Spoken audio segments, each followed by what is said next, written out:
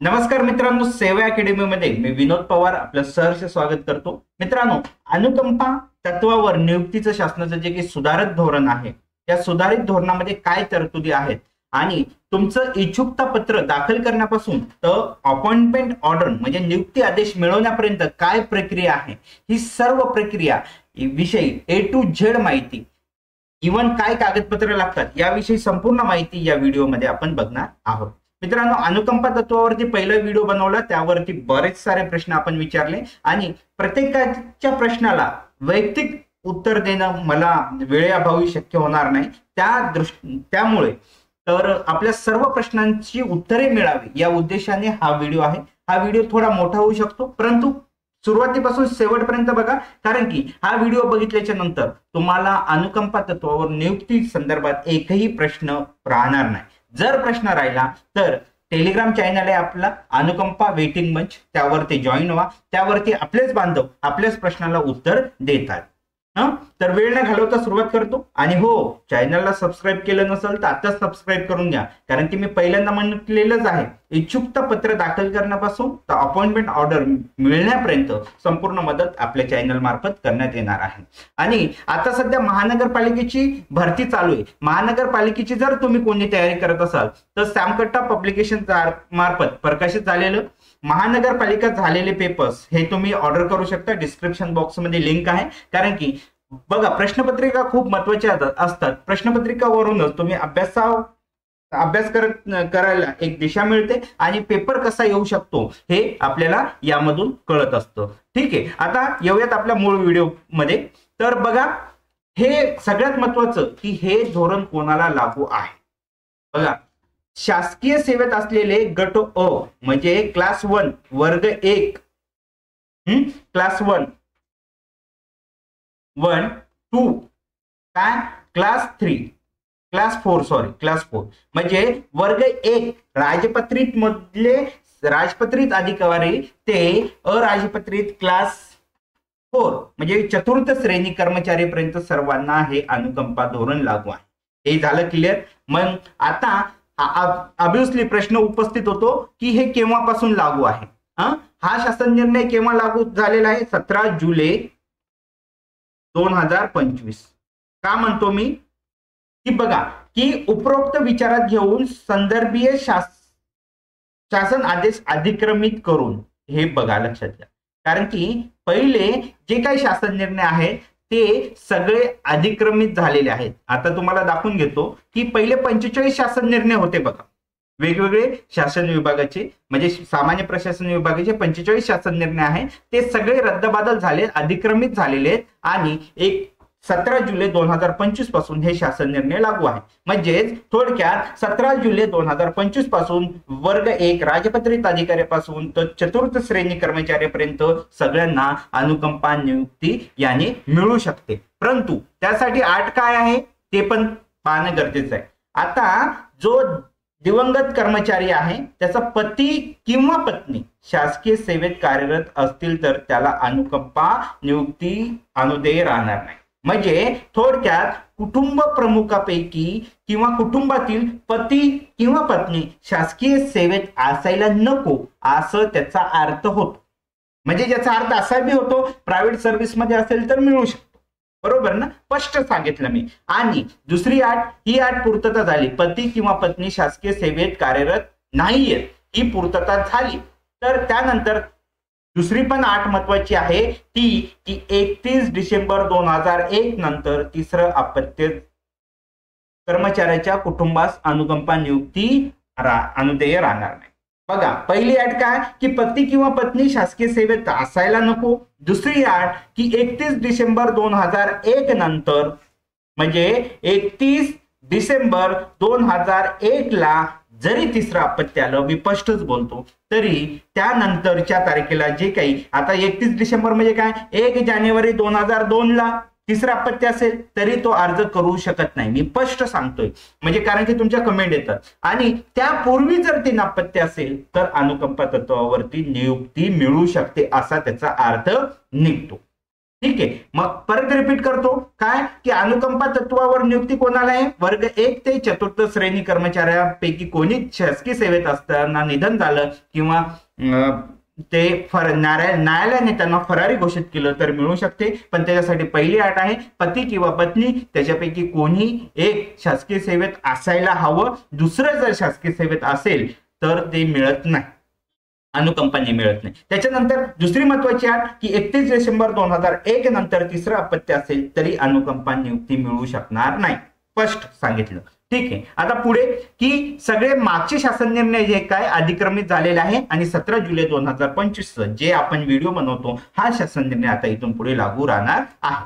आता पुढे की बाबा दिवंगत कर्मचारी झाला, कर्मचाऱ्याचं सेवेत असताना निधन झालं किंवा न्यायालयाने त्याला फरारी घोषित केलं तर काय आहे की आपण जर कुटुंबातील व्यक्ती सज्ञान असेल तर 3 वर्षापर्यंत आपण इच्छुकता पत्र सादर करू शकतो. वेट, इच्छुकता पत्राचा स्टँडर्ड नमुना ते पण मी दाखवणार आहे.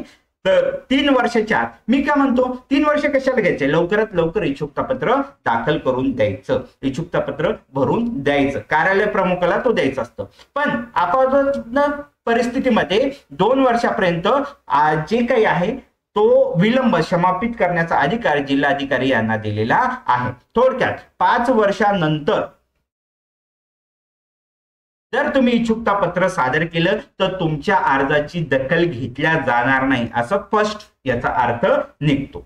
त्याच्यानंतर जर कुटुंबातील व्यक्ती अज्ञान असेल, म्हणजे अज्ञान म्हणजे काय की 17 वर्ष वयापेक्षा त्या सदस्याचं वय जर कमी असेल तर ती व्यक्ती सज्ञान झाल्यापासून म्हणजे तिचं 18 वर्ष वय झाल्यापासून ते 3 वर्षापर्यंत ते अर्ज दाखल करू शकतात. अर्ज म्हणजे काय, इच्छुकता पत्र, बरोबर. आणि 2 वर्ष जिल्हाधिकाऱ्यांना इथे विलंब समापित करण्याचा अधिकार दिलेला आहे.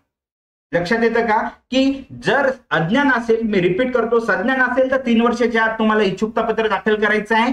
जर विलंब झाला तर जास्तीत जास्त 2 वर्षापर्यंत, म्हणजे एकूण जी घटना घडल्यापासून तुम्हाला सज्ञान झाल्यापासून 5 वर्षाच्या आत इच्छुकता पत्र दाखल करायचं आहे, हे लक्षात घ्या. ठीक आहे, त्याच्यानंतर आता जे महत्वाचे मुद्दे आहेत तेच घेतो. 26 पानाचं शासन निर्णय आहे, ते संपूर्ण सांगत बसत नाही, मी प्रत्येक क्लॉजचं एक्सप्लेनेशन करत नाही. जर तुमचं नाही कळालं तर कमेंट करा, त्यानंतर आपण तो विषय घेऊयात. बघा आता इच्छुकता पत्र सादर करायचं आहे, हो परिशिष्ट बी आहे, तो स्टँडर्ड नमुना आहे. तो काय आहे तो मी तुम्हाला दाखवून घेतो. आणि आपलं अनुकंपा वेटिंग मंच यावरती हा स्टँडर्ड नमुना हे एसओपीज असणार आहे, त्याच्यामुळे काही टेन्शन नका घेऊ, तिथून तुम्ही आरामात डाउनलोड करू शकता. डिस्क्रिप्शन बॉक्स मध्ये लिंक आहे. हा जो काय आहे इच्छुकता पत्र सादर करण्याचा नमुना. आता परत कमेंट नका करू की कुठे मिळेल, मी आधीच सांगितलं डिस्क्रिप्शन बॉक्स मध्ये टेलिग्राम चॅनलची लिंक आहे, तिथं ते मिळून जाईल. आता हा सादर केल्याच्या नंतर इथंच थांबायचं काय तुम्हाला इच्छुकता पत्र नाही, तर पुढची तुमची प्रोसेस काय आहे, परिपूर्ण अर्ज भरून द्यायचा आहे. आता परिपूर्ण अर्जाचा नमुना हे मी तुम्हाला डिस्क्रिप्शन बॉक्स मध्ये टेलिग्राम चॅनलच्या लिंकवर मिळून जाईल. यावर संपूर्ण माहिती भरायची आहे. तुम्हाला कळत नसेल तर आजूबाजूला किंवा कार्यालय प्रमुखामध्ये जे काही तुम्हाला ज्याच्याकडे भरायला सांगितलं जो कोणी लिपिक असेल त्याला विचारा, ते तुम्हाला संपूर्ण मदत करतील. ठीक आहे, आता हा झाला कुठला की परिपूर्ण अर्जाचा नमुना, हे परिपूर्ण अर्ज भरून द्यायचा आहे. लक्षात घ्या, हे अर्ज 5 वर्षाच्या आत भरून द्यायचं, सज्ञान झाल्यापासून 5 वर्षाच्या आत. ठीक आहे, त्याच्यानंतर ना हरकत प्रमाणपत्राचा नमुना. ना हरकत प्रमाणपत्र काय की आपल्या कुटुंबातील व्यक्तींनी तुम्हाला ऑब्जेक्शन घ्यायला नको, कुटुंबातील व्यक्तीचं की बाबा याला नोकरी अनुकंपा तत्वावर नियुक्ती दिली तर माझी हरकत नाही, म्हणून असा हा स्टँडर्ड नमुना आहे, हा तुम्हाला भरून द्यायचा आहे. लक्षात घ्या, हा नमुना भरून द्यायचा आहे. त्याच्यानंतरची पुढची प्रोसेस काय आहे की जर आता हे बी महत्वाचं आहे की 45 वर्ष, बाकीचं काय झालं की 45 वर्ष झालं म्हणून काही लोकांचं नाव काढून टाकण्यात आलेलं आहे वेटिंग लिस्ट मधून आणि त्यांना अपॉइंटमेंट ऑर्डर तर भेटलीच नाही. मग त्या बाबतीत काय आहे की उमेदवार बदलण्याचा विनंती अर्ज तुम्ही हा नमुना आहे हा भरू शकता. पण किंवा आता बाकीच्या शासन निर्णयावर मी बोलत नाही, जे अद्ययावत आहे त्याविषयी बोलतो. हा शासन निर्णय 17 जुलै 2025 ला लागू झालेला आहे. या शासन निर्णय निर्गमित झालेल्या दिनांकापासून लागू होईल, म्हणजे 17 जुलै 2025 पासून हा लागू होणार आहे, बरोबर. परंतु जर 45 वर्ष वय झालं, एक याचिका दाखल झाली होती, त्यामध्ये न्यायालयाने असा आदेश दिलेला होता, तो केव्हा 28 मे 2024, इथे लिहितो मी परत 28/5/2024 दिले असल्याने या न्यायालय निर्णयाच्या दिनांकानंतर ज्या उमेदवाराचे वय 45 वर्ष पूर्ण झाल्यामुळे वगळण्यात आले, अशा उमेदवाराच्या प्रकरणी देखील अन्य उमेदवाराचे नाव प्रतीक्षा सूचीमध्ये समाविष्ट करण्यासाठी अर्ज प्राप्त झाल्यास या शासन निर्णयामुळे प्रमाणे म्हणजे 17 जुलै 2025च्या शासन निर्णयाप्रमाणे कारवाई करावी. लक्षात घ्या, जास्तीत जास्त हा शासन निर्णय कुठं नाव बदलण्याच्या बाबतीत कुठपर्यंत जाऊ शकतो, 28/5/2024 ला जर तुमचं किंवा त्यानंतर जर तुमचं नाव म्हणजे प्रतीक्षा सूचीमधून काढलं असेल आणि तुम्हाला अपॉइंटमेंट ऑर्डर मिळाली नसेल, कारण काय 45 वर्ष पूर्ण झाले म्हणून, तर तुम्ही परत अर्ज दाखल करू शकता. त्यासाठी प्रोसेस काय आहे, इच्छुकता पत्र दाखल करणं, परत हा परिपूर्ण अर्जाचा नमुना भरणं, त्याच्यानंतर नाहरकत प्रमाणपत्र जोडणं. ओके, अशा प्रकारे तुमचं प्रतीक्षा सूचीतील नाव तुमच्या जे पहिलं व्यक्ती होतं त्या ठिकाणी तुमचं नाव होऊन जाऊ शकतं. याच्यासाठी ही प्रोसेस आहे आणि हे संपूर्ण फॉर्मॅट स्टँडर्ड फॉर्मॅट आपल्या टेलिग्राम चॅनल वरती आहे. ठीक आहे, आता त्यानंतर हे सगळं केलं तर त्यानंतर सगळ्यात महत्वाचं काय आहे की बाबा माझं नाव बघा, अनुकंपा नियुक्तीसाठी जिल्हाधिकारी सामान्य प्रशासन विभाग हे मुंबईसाठी आहे, नियुक्ती प्राधिकारी यांनी ठेवायच्या प्रतीक्षा सूचीचा नमुना. हा कुठला आहे, परिशिष्ट ई. हा परिशिष्ट ई खूप महत्वाचा आहे. तुमचं जर सगळी प्रोसेस झाली म्हणजे काय की तुम्ही नाहरकत प्रमाणपत्रापर्यंत सगळं अर्ज परिपूर्ण अर्ज सादर केला नाहरकत प्रमाणपत्रासोबत, आणि त्यानंतर तुमचं शैक्षणिक कागदपत्र इथे लिहितो. ओके, कागदपत्रामध्ये काय येणार आहे कळून जाईल तुम्हाला.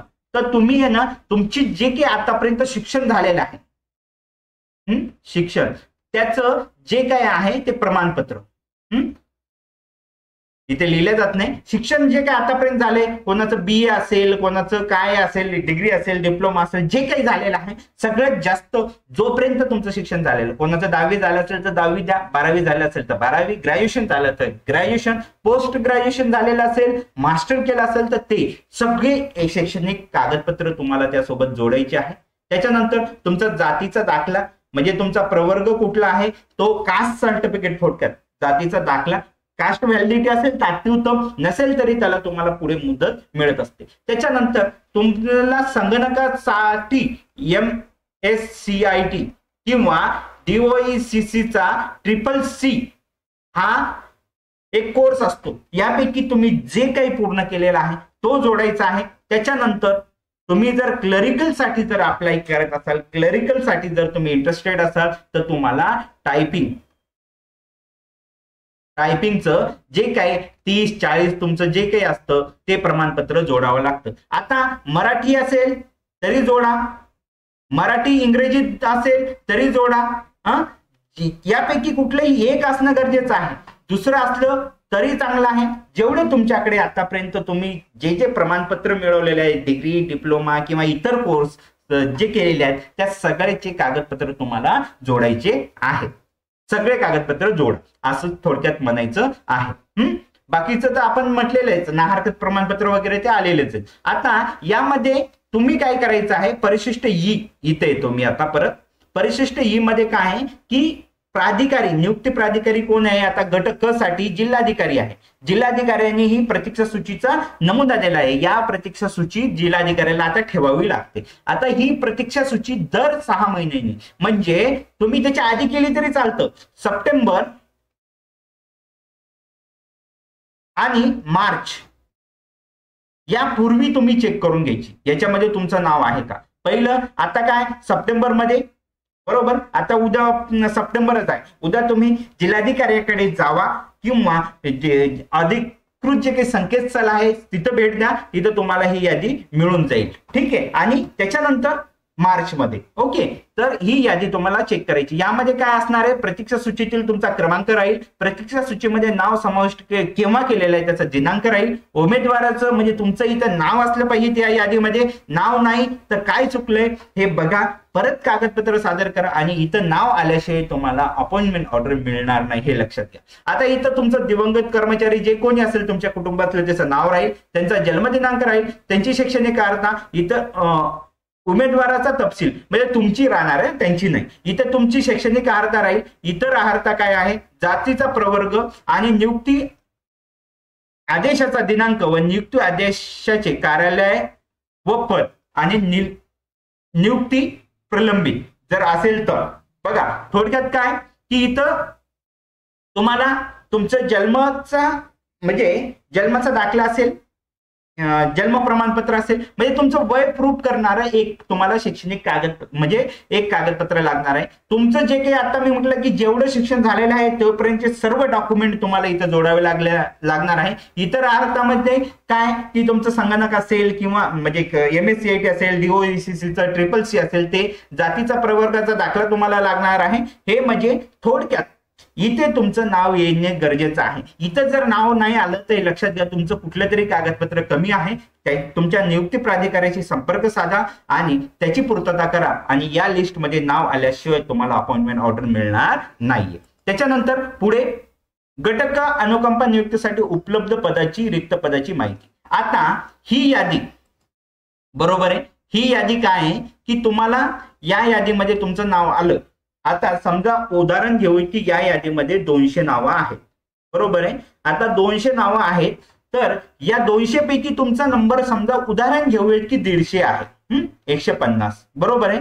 तर आता तुम्हाला अपॉइंटमेंट ऑर्डर मिळणार, तुम्हाला यावर्षी मिळणार, या सप्टेंबर मध्ये मिळणार किंवा नाही, हे कसं काढायचं हे मी सांगतो, कसं अजून करायचं. आता तुमचा 150वा नंबर आहे, एक रॅन्डम उदाहरण घेतलेलं आहे आणि ही रिक्त पदाची माहिती जे परिशिष्ट फ, हे खूप महत्वाचं आहे. परिशिष्ट फ तुम्ही जिल्हाधिकाऱ्याकडे जाऊन बघून घ्या आणि मला वाटतं वेबसाईटवर असेल, नसेल तर प्रत्यक्ष भेट द्या, त्याशिवाय तुम्हाला हे होणार नाही. याच्यावर काय असणार आहे, संवर्गाचं नाव असणार आहे, वेतन श्रेणी असणार आहे, अनुकंपा नियुक्तीसाठी उपलब्ध पदसंख्या असणार आहे. ओके, तर इथं या विभागाचं नावानुसार हे असेल नियुक्ती प्राधिकाऱ्याच्या, आणि इथे जर पदसंख्या ही टोटल इथे एकूणचा कॉलम असेल ना, एकूण इथे जर 150 पद असेल बरोबर, तर तुम्हाला इथं अपॉइंटमेंट ऑर्डर मिळणार आहे. ती जर 149 आहे, बॅड लक आपण असं समजूयात की इथं एकूण किती आहे 149, मी मुद्दाम इथं लिहिलं. तर आता 150वा क्रमांक या यादीमध्ये ज्याचा होता त्याला परिशिष्ट कुठला आहे, ई मध्ये. जर 150वा क्रमांक असेल तर त्यांना नियुक्ती आदेश यावर्षी भेटेल का, या सप्टेंबर मध्ये भेटेल का, अभिउचली नाहीये तर त्याला भेटणार नाही. त्या कोणाला भेटेल, 149 पर्यंत वाल्यांना. त्याच्यानंतर पुढची जी काही मार्च मध्ये यादी लागणार आहे त्यामध्ये तुमचं अभिउचली पहिलाच नंबर आहे, म्हणजे तुम्हाला एक पद जरी रिक्त झालं तरी तुम्हाला नियुक्ती आदेश मिळून जाणार आहे. म्हणजे लक्षात आलं. पहिलीच गोष्ट परत रिपीट करतो की परिशिष्ट जे काही ई आहे यामध्ये एकूण जे काही पद, तुमचा क्रमांक बघायचा, प्रतीक्षा सूचीतील हा जो काही क्रमांक आहे हा इथे या कॉलम मधला, आणि या कॉलम इतकीच जर जागा एवढी या परिशिष्ट फ आहे ना, आय थिंक परिशिष्ट फ मध्ये जर तेवढ्या रिक्त असेल तर तुम्हाला अपॉइंटमेंट ऑर्डर मिळणार आहे. त्यापेक्षा जर कमी असेल तर तुम्हाला थोडी वाट पाहावी लागणार आहे. त्यापेक्षा तुमच्या त्या क्रमांकापेक्षा इकडे जागा जर जास्त रिक्त आहे तर डोळे झाकून तुम्हाला इकडे नियुक्ती मिळणार आहे, किंवा तेवढीच जर असेल तर ठीक आहे. आता पुढे बघा, ड अनुकंपा नियुक्तीसाठी उपलब्ध रिक्त पदे व प्रतीक्षा सूची उमेदवाराची संख्या याबाबत माहिती. आता मला तर वाटतं ड बाबतीत आहे ना, डोळे झाकून तुमचा जर तुम्ही ड साठी अर्ज केलेला असेल तर हे परिशिष्ट पद चेक करायची गरज नाही. भविष्यामध्ये गरज पडू शकते, परंतु आता शासनाने असा निर्णय घेतलेला आहे की या अनुकंपा नियुक्ती मेळावे म्हणून माननीय मुख्यमंत्री महोदयांनी सांगितलेलं होतं की वेटिंग लिस्ट आम्ही संपवणार आहोत. तर त्यामुळं तुम्हाला डोळे झाकून अपॉइंटमेंट ऑर्डर मिळून जाईल, कारण की पूर्वी जे काही लॅप्स केलेले पद आहेत, मृत घोषित केलेले पद आहेत, ते पुनर्जीवित करून तुम्हाला अपॉइंटमेंट ऑर्डर मिळणार आहे. ठीक आहे. तर त्यांच्यासाठी भविष्यामध्ये मी म्हणतोय की त्यांची बी अशी जी काही आहे ती यादी लागेल परिशिष्ट फ मध्ये. ठीक आहे. जे काही रिक्त पदाची माहिती असणार आहे ती रिक्त पदाची माहिती तुम्ही बघा आणि तुमचा वेटिंग क्रमांक बघा. जर तेवढेच असेल तर तुम्हाला भविष्यामध्ये नियुक्ती मिळून जाईल. ठीक आहे. आता ठीक आहे, हे बघून घेतलेलं आपण. आता शेवटचा फॉर्मॅट राहिलेला आहे. हे या बेसवर म्हटलो मी. परिशिष्ट ह याच्यामध्ये डिटेल माहिती शासनाला अहवाल सादर करायचा आहे. 6 महिन्यांनी अहवाल सादर करायचा आहे, दर 6 महिन्यांनी. तो केव्हा? सप्टेंबर. आता बघा, सप्टेंबर महिन्यामध्ये पहिल्या आठवड्यात सप्टेंबर महिन्यात सादर करायचा अहवाल. हा जे काही आहे 1 मार्च रोजी प्रतीक्षा सूचीवरील प्रलंबित उमेदवाराची संख्या, त्याच्यानंतर एकूण संख्या गट क मध्ये किती होती, गट ड आणि एकूण किती होती. त्याच्यानंतर मागील 6 महिन्यात नियुक्ती दिलेल्या उमेदवाराची संख्या, याच्यामध्ये गट क किती होते, गट ड एकूण किती, आणि 1 सप्टेंबर रोजी प्रतीक्षा सूचीवरील प्रलंबित उमेदवाराची संख्या किती आहे, हे याच्यामध्ये डिटेलमध्ये असणार आहे. त्याच्यानंतर मार्च महिन्यामध्ये काय असणार आहे, सप्टेंबर पर्यंत किती दिलेले आहे. आता हे मी रिपीट नाही करत आहे. तर हे 6 महिन्यांनी ही यादी जरी तुम्ही बघितली, ही जरी यादी तुम्हाला मिळाली परिशिष्ट ह, तर यामध्ये तुम्हाला लक्षात येऊन जाणार आहे. पण पहिले सोपी गोष्ट काय, आपल्याला सगळं बघत बसायचं नाहीये. आपल्याला फक्त परिशिष्ट हे बघायचंय किती ई, बरोबर आहे. तुम्हाला किती पद रिक्त आहेत, बरोबर. आणि त्याच्यानंतर तुम्हाला तुमच्या यादीमध्ये हे म्हणजे किती, की तुमचा यादीत किती क्रमांक आहे, आणि त्याच्यानंतर परिशिष्ट फ हा इथे आहे, आणि किती पद रिक्त आहे, तेवढे पद रिक्त आहे किंवा त्यापेक्षा जास्त आहे, तर तुमचा प्रतीक्षा सूचीमधील नाव वाला अपॉइंटमेंट ऑर्डर लवकरच मिळून जाणार आहे. बघा, हा व्हिडिओ इथपर्यंतच होता. पुढे जर तुम्हाला काही या व्यतिरिक्त काही प्रश्न असतील तर नक्कीच कमेंट करा, त्याचे उत्तर नक्कीच देण्याचा मी प्रयत्न करेल. आणि आपल्या आजूबाजूच्या जे काही मित्र परिवार आहे त्यांना हा व्हिडिओ नक्की शेअर करा, जेणेकरून त्यांचे सर्व डाऊट हे काय क्लिअर होऊन जातील. तर भेटूयात पुढच्या व्हिडिओमध्ये लवकरच.